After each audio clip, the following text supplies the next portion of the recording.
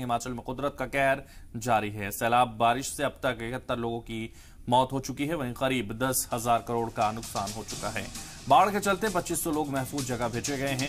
लोगों की जान बचाने के लिए मौके पर राहत और बचाव का काम जारी है। तो हिमाचल में सैलाब बारिश से भारी तबाही हुई है। सैलाब से अब तक 71 लोगों की मौत हो चुकी है। अब तक आपको बता दें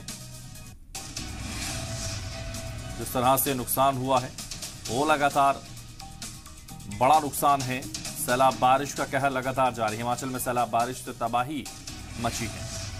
सैलाब से अब तक 71 लोगों की मौत हो चुकी है।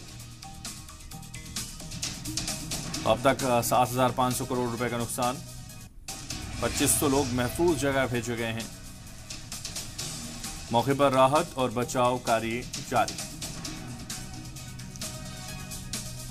तो सैलाब बारिश का कहर लगातार हिमाचल में जारी है।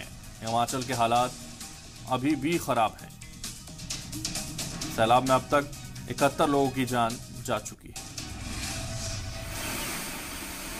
और 3 तस्वीरें आपको दिखा रहे हैं। हिमाचल में हाहाकार मचा हुआ है, टूटे हैं घर, दरके पहाड़। त्रासदी का कौन जिम्मेदार है, ये लगातार सवाल उठ रहा है, क्योंकि अब तक 71 लोगों की मौत हो चुकी है। रेस्क्यू लगातार जारी है। 10,000 करोड़ का नुकसान पहुंचा है।